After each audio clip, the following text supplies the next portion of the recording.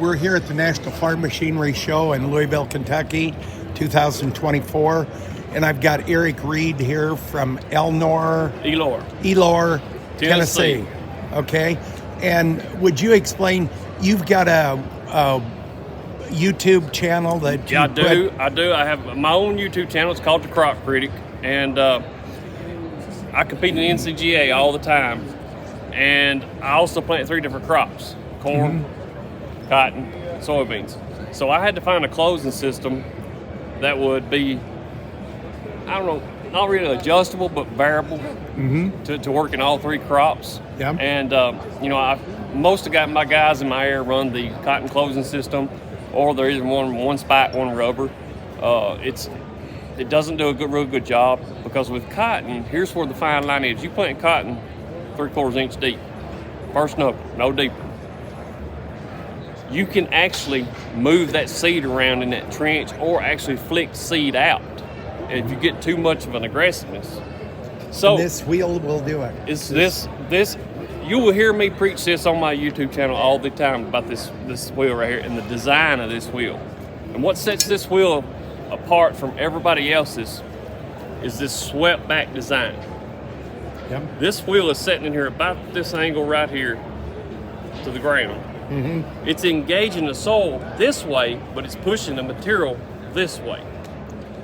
Then when it releases the ground, it's actually tilling the ground a little bit, but it doesn't disturb that sidewall.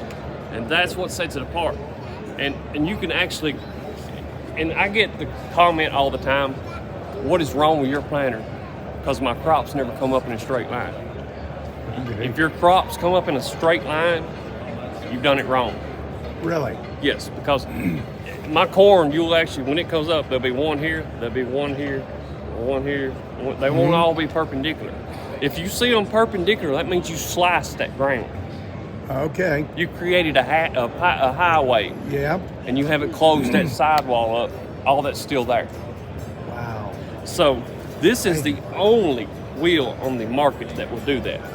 And guys, I've got 4 other name brand closing wheels on my planter, and I say all the time, these do just as good a job, if not better, than the competitors over here.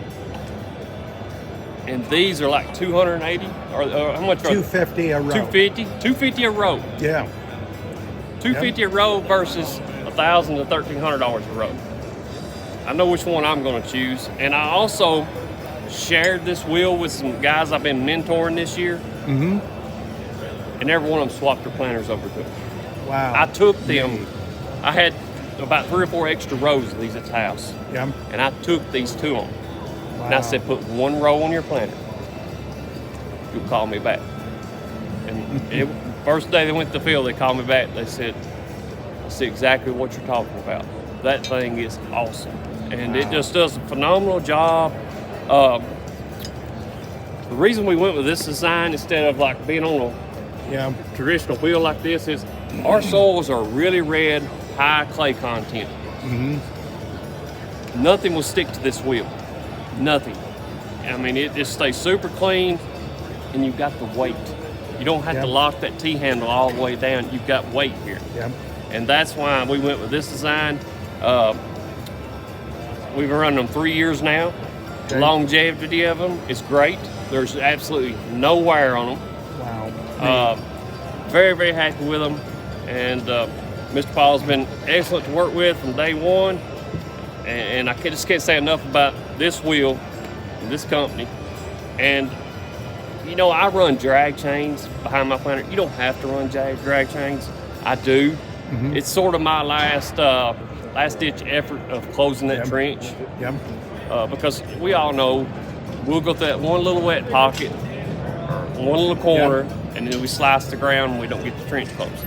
So that drag chain drags on. This is tilling the soil again. So you're creating a little pile of dirt back here that you're pulling along. And you fill in that trench as you come with that drag chain. And to me, this with the drag chain, can't beat it. Nate, thank you.